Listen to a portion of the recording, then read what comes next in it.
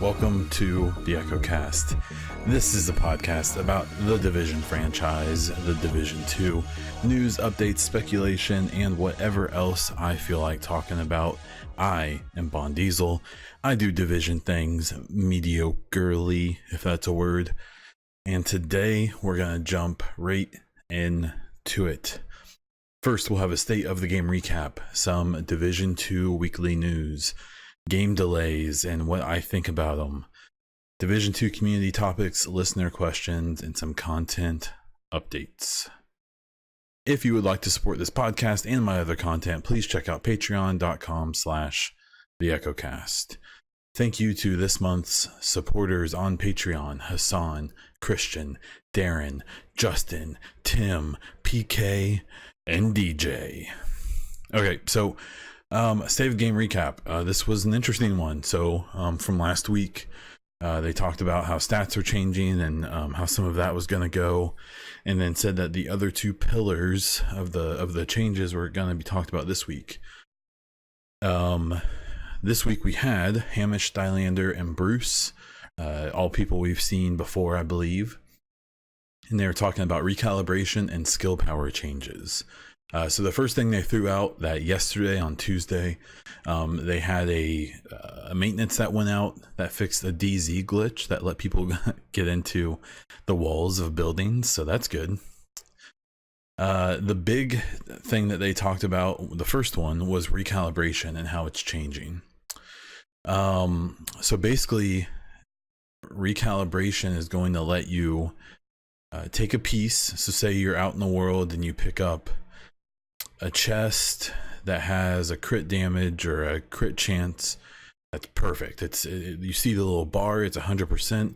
It's got the little orange glow to it. You know, that's a god roll crit chance or crit whatever the stat is. You can now take that, you can extract that piece into the recalibration table, basically, and you're going to have a stat library where you store these things that you pick up, and you can use them, from what I could tell, permanently. So anytime you have a piece of gear that you want to put that stat onto, you take it from the library and put it on.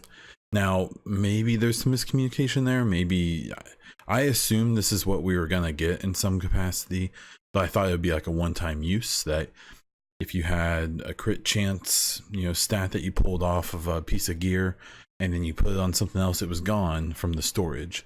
The advantage of that being that you no longer have to keep 15 different things in your stash that all have one stat that you bought from the clan dealer, and just to be able to put on weapon damage onto other builds. So it seems like they've gone even further than I expected, and you just keep it forever. That's awesome. And what's interesting about that is all the people who complain about their stash, most of them are probably going to shut up because I have to imagine that for most people, the big reason that could become a problem was because, like me, like every time that I saw on the weekly, reset that there was some gun or some piece of gear that had some perfect rolled stat, I would go and I'd buy like 10 of them, even if it was a lower level piece of gear.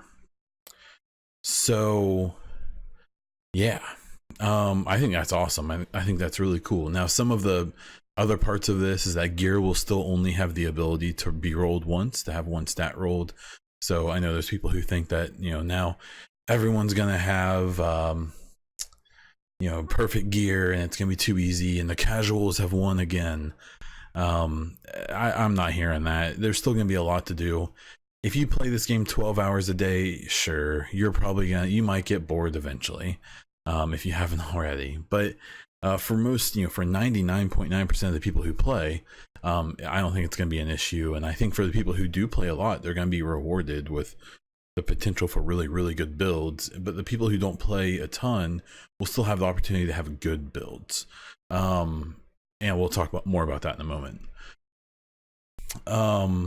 basically they talked about how they feel the current system is overly complicated, and despite the complication, the meta is still really narrow.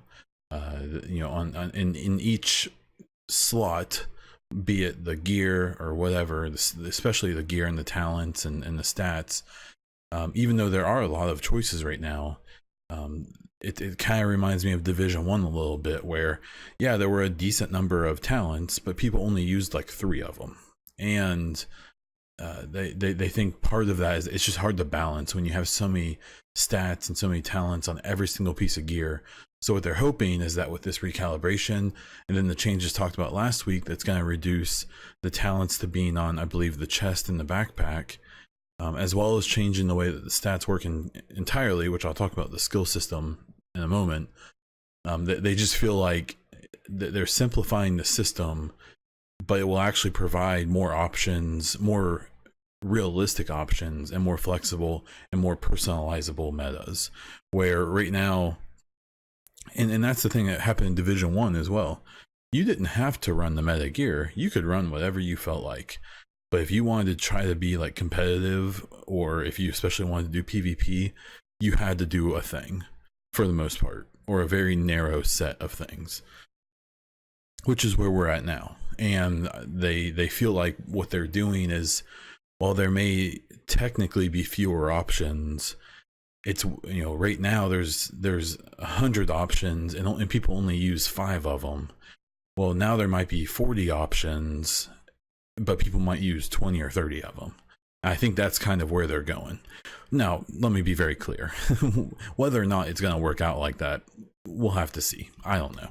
I've got faith, but I've also been here long enough to know that things don't always go according to plan. The second part of the state of the game, they talked about the skill tier system, which I was kind of surprised that they were making this drastic of a change. But I'm down. I'm in. I'm very curious about this.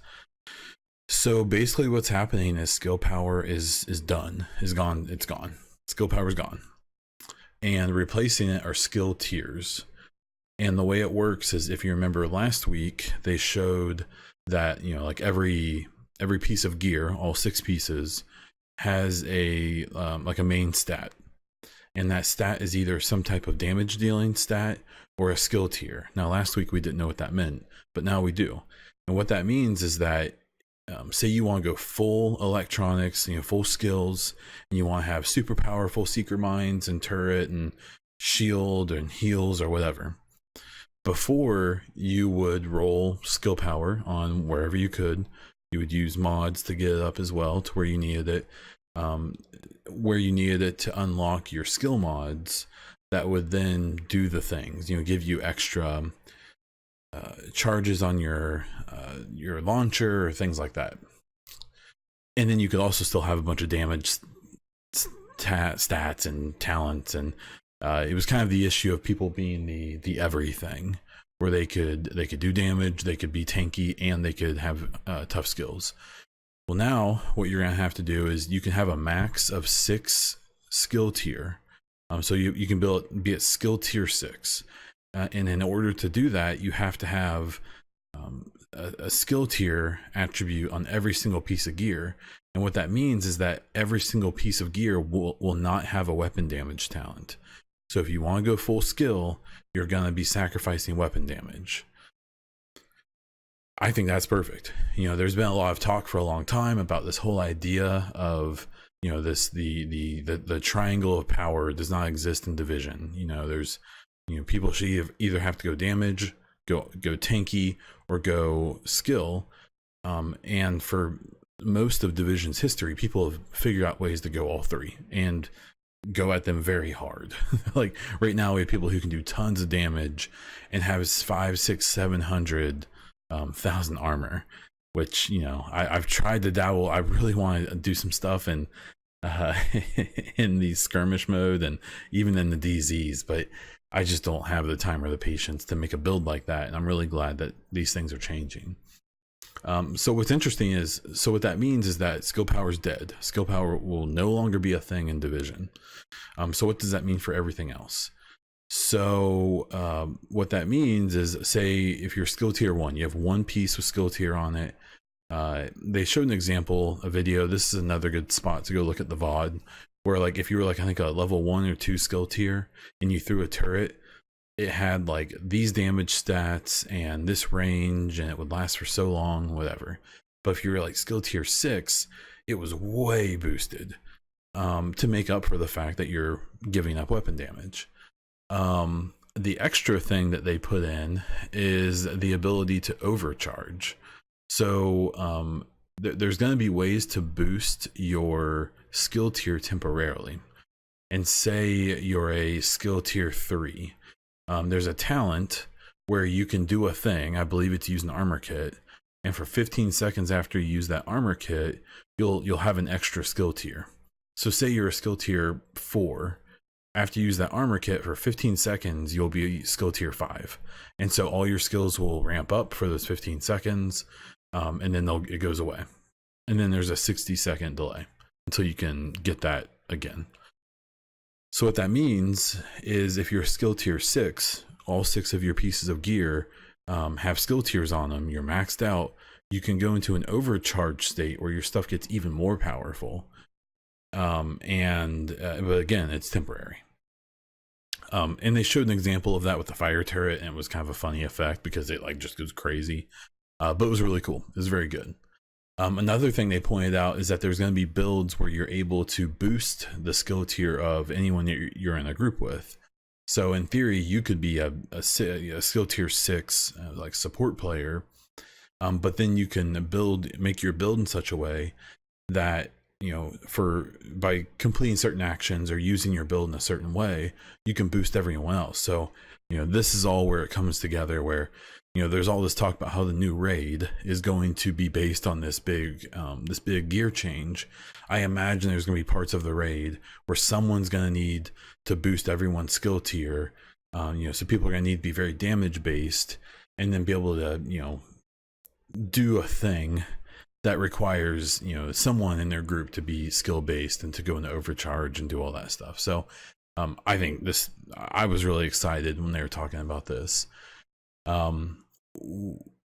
What I suspect is that we're going to see people going full skill tier 6, and then have weapons that aren't really so much worried about doing damage and stuff, but more so, you know, kind of playing towards the strengths of the skills they're using, or doing things to get their skills back faster. I don't know if things like in rhythm are still going to be a thing. They haven't really talked about. I don't know. This is a question that comes up later, so I won't go into detail, but I'm not under the impression that guns are getting a big revamp, at least not yet. So I think it's going to be interesting. I think it's going to be interesting to see if people do still try to do like kind of hybrid builds, something like a skill tier 2 or a skill tier 3, and then have some weapon damage and maybe even have some armor. I really hope that is possible. But the thing is about that is that should be possible. But then if you do run into someone who's a full glass cannon, or who is a full skill tier 6 build, they should be able to outclass you in the way that they've built.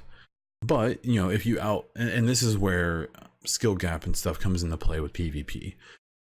In theory, someone who's a hybrid build should not have a significant advantage or disadvantage to someone who's full glass cannon or full skill tier 6. And then it comes down to the way that these people use their builds, and that's called skill gap. Everyone, you know, a lot of people in the Division community seem to think that timing your heals in Division 1, you know, was skill gap, and maybe it was, I guess. But to me, none of that really ever mattered, because the gear in Division 1 was just so overpowered, and people who played more than everyone else, it just had such an advantage. What this offers is, if a hybrid person uses their skills effectively and their movement effectively and their build correctly, they should still be able to knock out that glass cannon build, because the glass cannon builds are going to be weak. But if that glass cannon build uses their build appropriately, they should be able to melt that hybrid. And then if that skill tier 6 build uses their skills correctly and doesn't try to face tank people and stays, and they have their gun set up appropriately and they do everything right, they should be able to kill either one of these type of builds. And then you're talking about tanks coming in potentially with shields, maybe those becoming relevant again and things like that. You're just getting to a point where hopefully no matter what you try to build, if you use it well, you can dominate, but if you don't, you lose, and you can't just make a build that does everything well. But we'll have to see. And I really hope that this encourages things like groups to do things differently as well. Right now, it kind of just makes sense to go full everything. So I'll be curious to see if people in groups, go towards support builds and healer builds, tank builds, DPS builds, hybrid builds, and things like that, and see how it works out. I'm not 100% convinced that we've gone to the full rock paper scissors situation between the DPS, tank, and skill builds, but I do think we're moving the closest that Division has ever been to that idea. There were some kind of ending notes at the very end of the stream. They did talk about that movement is going to be addressed a little bit. It's not going to be a full revamp, I think, like some people want. But I think that one of the biggest things I've had people complain about multiple times is how if you're moving back and forth really quickly, there's an animation now that's actually supposed to be realistic where your agent leans like if they're moving one direction and then quickly go back the other direction, they actually kind of like kneel down and put their hand on the ground to help them keep their balance. The problem is that much like the chicken dance, people have figured out how to abuse that, and unfortunately it's kind of made some PvP situations a little squirrely. So I assume that's what they're talking about changing by slowing down that animation, I assume, or kind of making people be stuck in it and not being able to quickly go back and forth. There's also, I believe there was some indication, but also on Twitter, Thylander was talking a bit about how when the existing gear transitions to the new system, the gear score of your gear will determine how high the potential rolls are. So all your gear, it's gonna get switched to the new system, and if you're using a piece that's like a 468, it just happens to fit your build perfectly, say, its potential rolls in the new system will be fairly low. So I'll tell you what I've basically done. I've gone and I've deleted every single piece of my gear that I'm not currently using. And I actually knocked myself down to 2 builds that I actually really use. I had like 8, but I only really used 2 of them. I deleted everything that wasn't 500. Here's some food for thought though. Just keep in mind that there's going to be like a new world tier, or like there's level 30 gear won't be the end all be all anymore, right? So it may be a good idea to dump all of your non 500 gear, but keep this in mind. It's kind of like when you moved from level 28 to 29, you dumped all that 28 gear as soon as you could because it just wasn't as good as the 29. So I think people probably shouldn't overthink the gear they have now and how it's going to transition, because I assume after you play for 2 or 3 hours with this update, you're going to not be using any of the gear you currently have anyways, and it's all going to be trash, with the exception of exotics. I'm assuming the exotic system is going to continue working the way it does, which means when you level up to the new gear skill cap or a gear score cap, or whatever it's going to be, levels, or however they're going to do it, you should be able to upgrade your exotics up to that level. So if you have I don't know, of course I can't think of any right now, if you have any exotic, I don't know why, you should be able to upgrade it. So don't dump your exotics, but keep in mind that all of your named gear, your gear sets, and all that stuff will be irrelevant probably pretty quickly. I don't know about I don't know about like exotic gear and things like that. I mean, and they're going to be adding that stuff as well. So just keep an eye out. Maybe don't delete anything and just wait. I suspect that we're probably 2 or 3 weeks away from getting this. I'm still willing to kind of bet that we may get, I think we may get episode 3 as early as the 4th, which I wouldn't be surprised if we get this gear update by the end of February or at least early March. but a lot of people think it's not coming until like June or July. I don't think that's the case, but I also have no way to prove anyone wrong, so you can just take my word for it. But my thoughts about the state of the game, I think the recalibration system sounds a lot more efficient, a lot more user-friendly, a lot more worth my time. And gosh, my stash is going to be actual gear I want to use now, hopefully, and not just a bunch of extra crap that I'm sitting on for stats. The new skill tier system, I think, is way more balanced and encourages people to really dive into a build rather than trying to just be the best at everything. I do hope, though, that there's still kind of a chance for a hybrid build, and that, you know, like people who play solo a lot, including myself, will still have, you know, very good options for builds, and hopefully multiple options for builds. I do think that the changes will be really good for the game overall, and introducing them with a new world tier, or however they're doing it, is going to bring a lot of people back. I don't think people realize how much of the player population kind of, you know, you have that carrot on the stick to get to 500, and you get to 500, and you have at least one loadout that's like really good, and you can do everything, and then you kind of get bored. And you know, I've heard multiple people, including some really, really well-known people like Game Over Greg Miller, talk about, like, I want to go back and play Division 2, but until I have, you know, a new gear score or something to work on and new content to work on, I don't have any reason to. I'm not a huge fan of Destiny, but Destiny does this well, where they pretty much are always moving that carrot a little bit further down the line. Now, I know that hasn't always worked out perfectly, and people aren't always happy with it. But it does seem to keep those people busy. And it is something that at the end of the day, it seems like mostly they look forward to. I'm not assuming this is going to be perfect, and I'm sure some people are going to be upset, basically no matter what decisions they make with all of this. But at the end of the day, I'm really excited, and I genuinely think this is the best move that they're making with the game since it came out. I suspect this is a system they probably wanted when the game released, but at the end of the day, they probably needed another year of development to be able to do this kind of stuff. So yeah. The last thing I guess that's on my mind, though, is wondering, like, so this isn't coming with episode 3. Is this title update 8?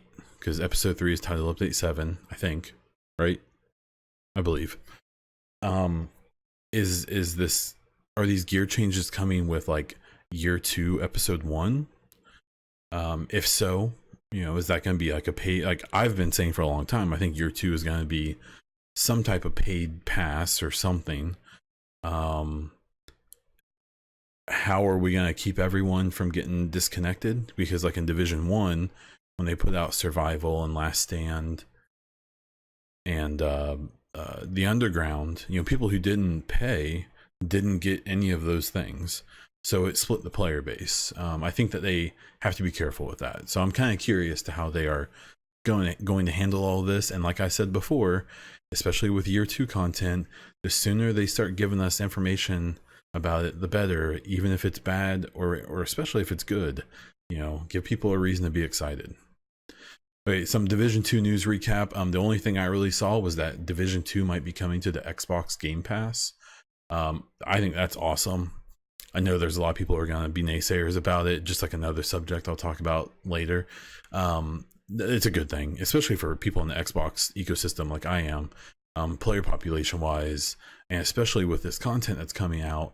It wouldn't surprise me at all with episode 3 if they put it on the Game Pass, so Massive can try to pull a bunch of people into the game, probably for a paid year 2.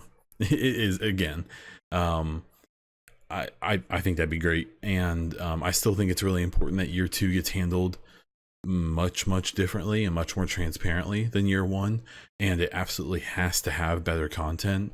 But if they can achieve those two things, I think Xbox Game Pass and all this stuff would be really good for Division, because at this point it's selling for pennies anyways, and they're obviously just trying to get eyes on the game, but I'll talk about that in a minute.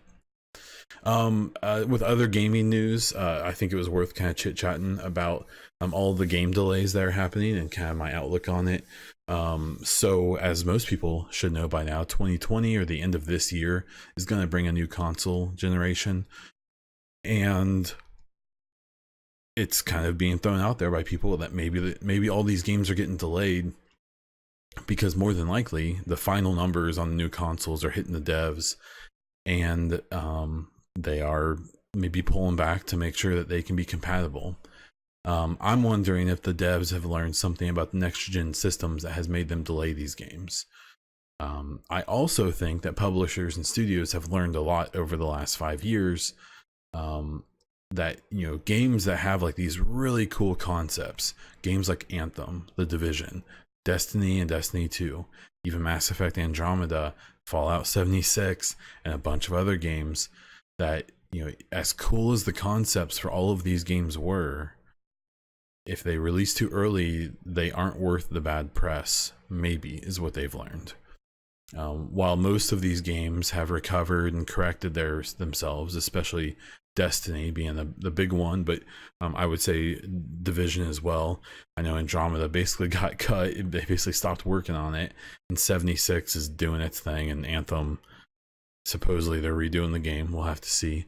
But even, like, I truly believe that if games like Division 2, Destiny 2, if they would have been allowed to have another year, maybe even two, to continue to be worked on, they probably would have released in much better states. Division 2, even though people like to hate on it now, was the best any looter shooter game has been at release.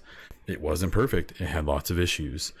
But you can't tell me that Destiny 1, Division 1, even Destiny 2 for the whole first year of that game, obviously Anthem, you know, even Warframe, you can't tell me any of those games released better than Division 2 did. Now, Division 2's support and post-release hasn't been great, but Destiny 2 being the premier example, it's the best game in the genre right now to most people. And it took a whole year for them to put out the first big update, Forsaken, that brought people back, because everything leading up to that sucked. The year one DLCs for Destiny 2 were garbage, and you can't tell me any differently. I've played them all, I think 2 or 3 times now. I've leveled up, I think, 3 different characters through the main story, which is terrible, and then through the DLCs, which were just completely boring as all can be. So you can't tell me that Destiny 2 wasn't rough until Forsaken, and then they've done pretty well since then, if not incredibly well. And I give Division 2 the benefit of the doubt, but we'll have to wait and see. Anyways, it's also worth considering that games are really jockeying for release windows right now. I think a lot of publishers are scared of Cyberpunk. I kind of think that Cyberpunk's in a situation where there's no way it can be as good as people expect it to be at this point, but I still think it's going to be awesome. But you definitely, I honestly think that there's a lot of scaredy cats out there afraid to go up against it, and to a point, I don't blame them. No one wants to release the same day as Call of Duty. Even if you think Call of Duty is a sucky, stupid game, you still probably don't want your favorite game to get released the same day. And then I also wonder if there's kind of like a domino effect. I think it's been interesting ever since Cyberpunk said that they were delaying. I feel like there's just been like a litany of other ones who have dropped off. The thing I've realized, especially from Division, but from some contacts I've had with other people as well, is that, you know, the reason games get released is because publishers make them be released. I'm under the impression that if it was up to devs, you know, they would all have, you know, Rockstar gaming cycles, and even Rockstar has to crunch. But, you know, every game would take 10 years to develop, because, you know, devs always want more time and always need more resources to put stuff in the game. So I understand why there has to be limits to development cycles, but this seemingly about 3-year development cycle that seems to be popular right now just doesn't seem like it's enough. At least it's not enough for the scale that these games are coming out at. Even Division 2, if you think about it, I mean, we first saw Division 1 in 2013. I believe development began earlier than that, but I suspect that was mostly Snowdrop engine development. I'm sure that they were doing both. But, you know, Division 1 to Division 2, you know, was 3 years at best, and I don't believe it was even that whole 3 years. And it's just these games, the scope that they're going for and that people expect from them is just too much. I mean, it's too much for 3 years, especially with technology that's just moving as quickly as it is now. And now we have new consoles coming out that these game makers are all going to have to account for. I really think that I'm curious to what things are going to look like 5 years from now. You have Ubisoft, who had to cut their profit projections about like 40% this year, which for a company that makes multi-billion dollars every year, that's a big deal. And then the fact that they've pulled back and literally, it sounds like essentially done a reset of the way their whole company works to force their games to be more unique and interesting. That's a thing not many AAA developers would do. You're not going to see EA do that. You're not going to see any of these big companies do that the way that Ubisoft is. And I think that it may be a sign that Ubisoft sees something that the other ones don't, or that the other ones don't want to see. And I think that that allowing these games to have another year or two, moving to 4 or 5 year development cycles, may be necessary to keep people from revolting against these games every single time they come out. And you know what I'm afraid of is a revolt against these 30-second mid-rolls. Okay, so some community topics I scrounged the subreddit for. The first one being the fake title update 8 picture. If you're on the subreddit, or I've seen it now on Facebook and on Twitter, and I'm sure other places as well. Someone, I believe on Reddit, made a fake title update 8 like announcement thing that had all the panels of things that were gonna come in title update 7 or 8, which is after episode 3.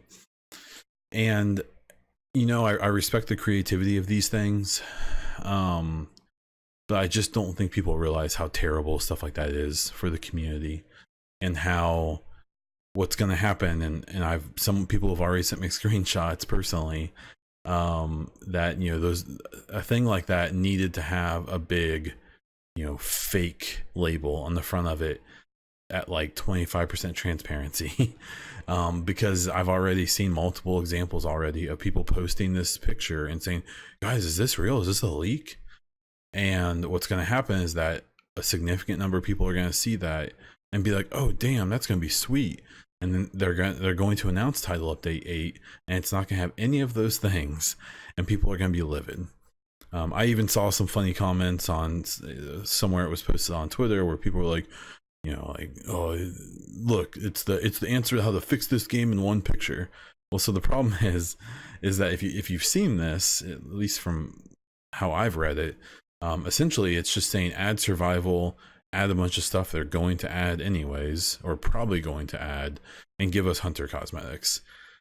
I mean, it's nothing really that groundbreaking, at least in my opinion, but it's definitely some fan service. But I really think things like that, this happened a few times at Division 1 as well, where people like said that they data mined some stuff or found some things that ended up not being a thing. I believe there was something like a Central Park thing that came out that people were like, oh man, we're going to Central Park. And as we now know, that obviously was not going to be the case. Not even close. Even I even got caught up in it quite a bit. So it's just this stuff. I mean, I'm sure it was made with good intent, but man, that stuff gets out, and it's kind of like that game you played in kindergarten where the teacher would whisper something to one kid, and then you sat in a circle, and each kid would go ear to ear and whisper what the teacher said. And when it gets back to the teacher, it's just not the truth. It's not what she said anymore. And that's how these things work. And I really think it's a bummer.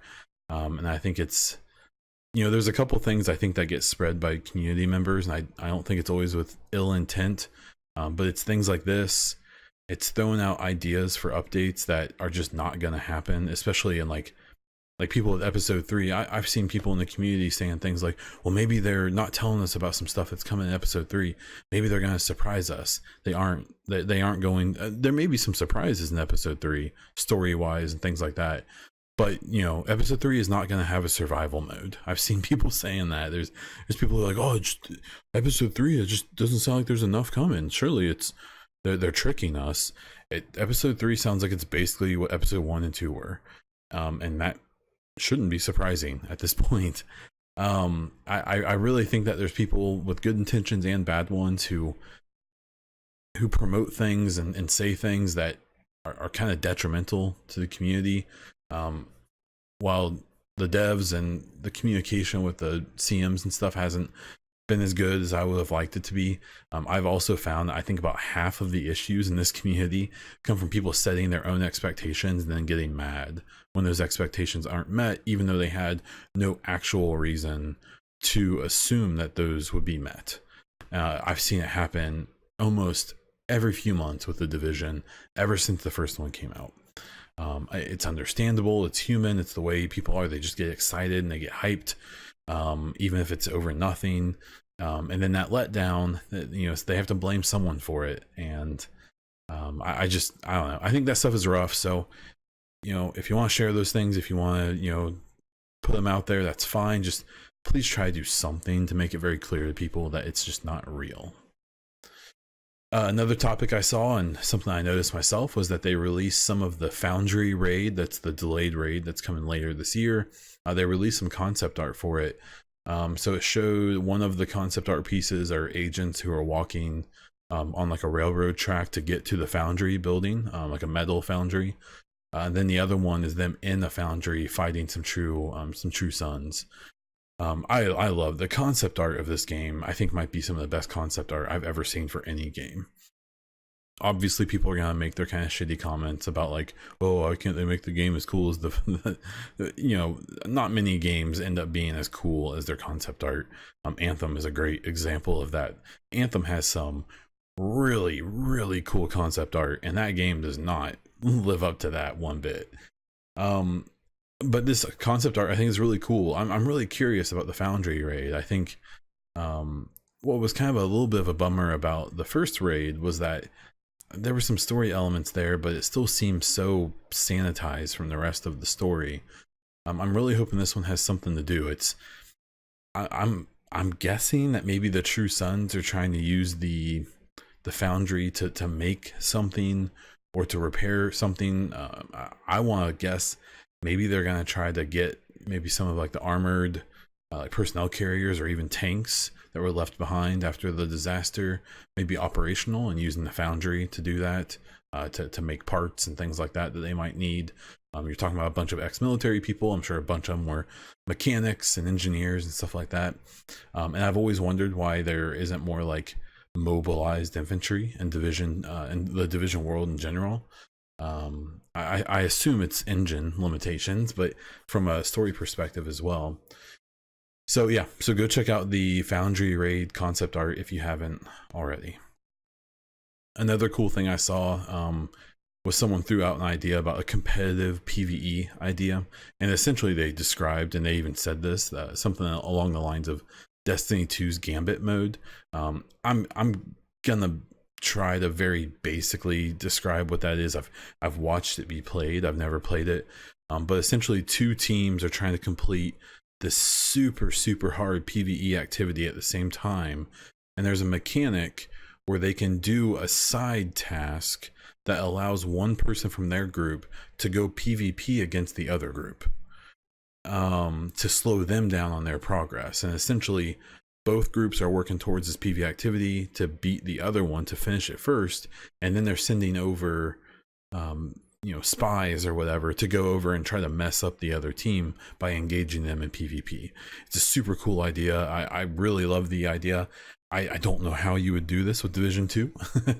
I know there's a bunch of Destiny 2 fans in the Division 2 development team, so I wouldn't be surprised if this is already some type of idea. I don't know how you would work that, but man, it would be cool, because then you would really get people involved who may not really care about PvP as much, but would like to do some type of team activity that's competitive.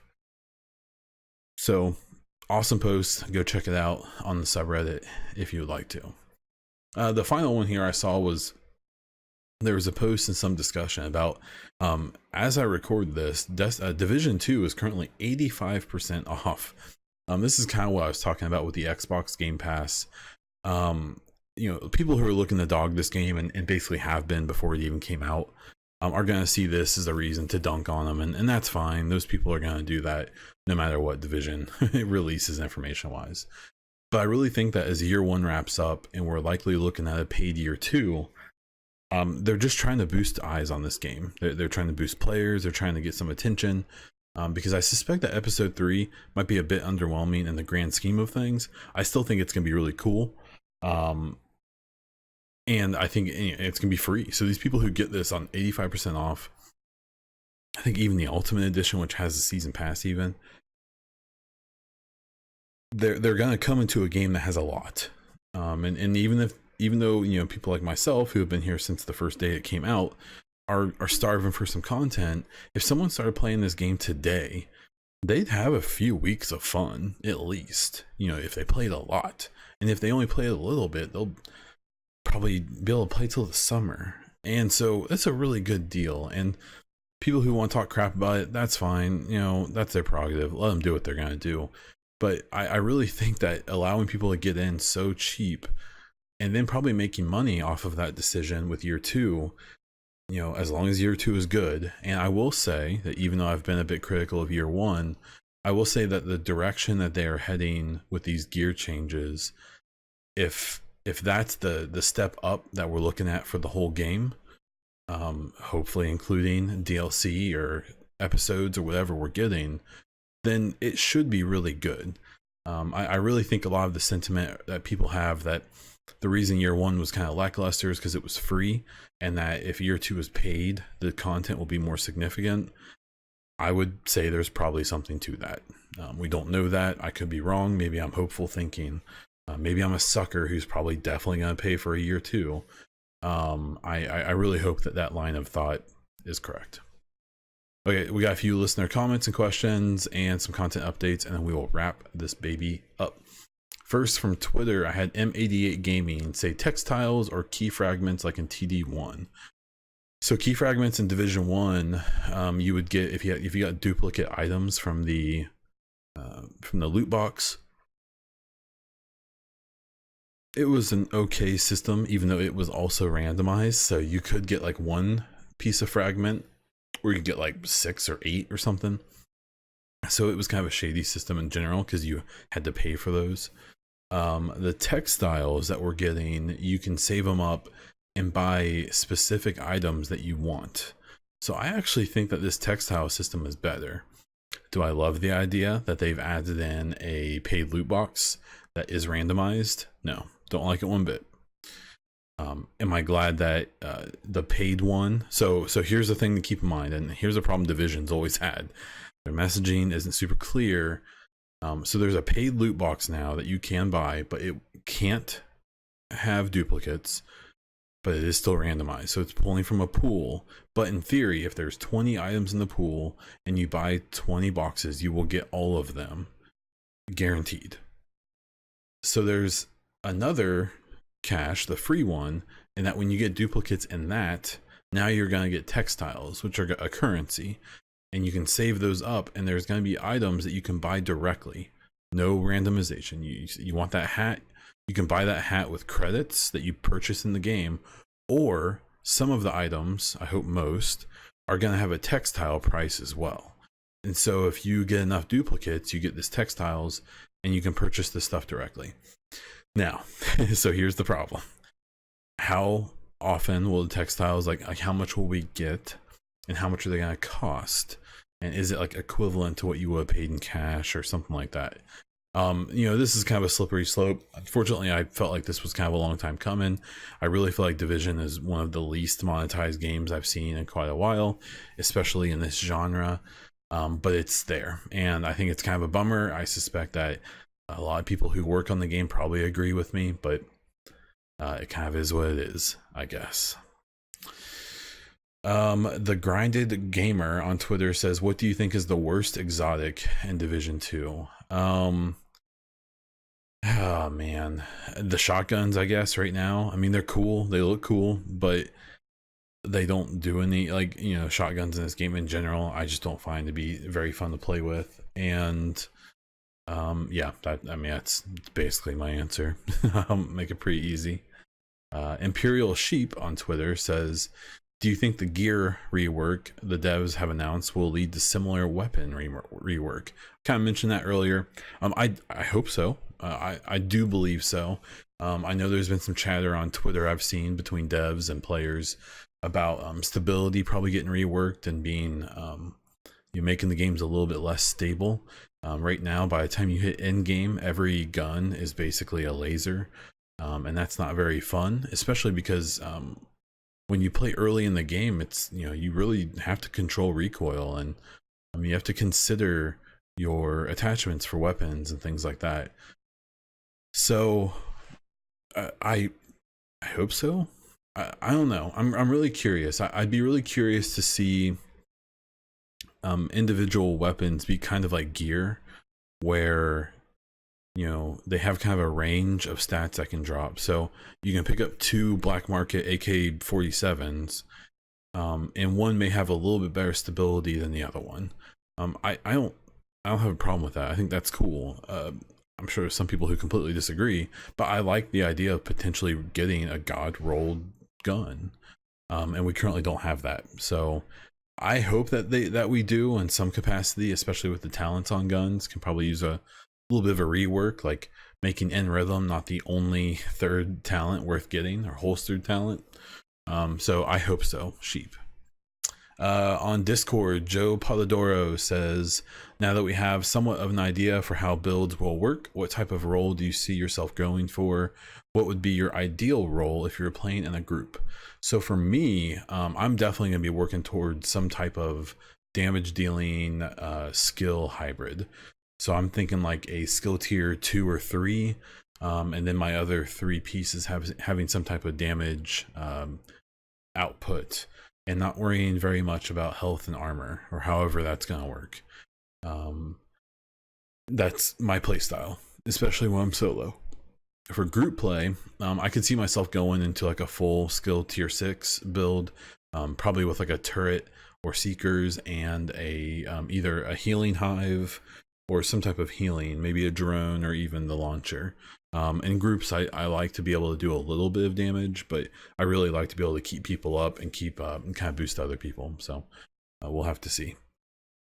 And then finally, with the unrelated with the unrelated to Division questions, as always, Mick Short from Discord. What would you tell your younger self if you had the chance, and what would you tell them about their future? So that's a question I see people bring up here and there, like, what, you know, if you could go back 20 years, I'll tell you what, maybe there'd be some fundamental things I would talk about to them and say, hey, you know, keep working out. Stop eating so much, you turd. Your metabolism's about to go away. But for the most part, I actually don't think I would say much. I would maybe say, you know, to enjoy the company of the people around you, because not all of them will always be there. I would, you know, I would try not to mess with them too much, because my life is nice. I have a great life. I'm extremely happy with where I'm at, and I wouldn't want to throw myself off from the path that led me here. So yeah, probably not too much, but maybe enough to keep me out of a little bit of trouble. And then your other one was, what 3 foods, if you had the power to make disappear for good, would you never allow to return? Mick Short says that they would do Hershey's and Coca-Cola, which I feel like I was attacked because I'm a fat American. You stay away from my Hershey bars and pop. Which ones would I get rid of? I would get rid of pineapple on pizza, you heathens. I would get, let's see, what trolley things do I get rid of? I'd get rid of Chick-fil-A because they're pretentious, everything they sell. And I would get rid of caviar, because those big beautiful fish don't deserve to be harvested. I'm from a state that has sturgeon, which, if you don't know, sturgeon are the fish that they get caviar from. And so they pull out these fish that are like one of the few ancient species that are still alive, and they're like huge and super old, and then they just cut them open and take their eggs out. It drives me crazy. So that's what I would do. And just feed me the hate of the pineapple pizza eaters, you psychopaths.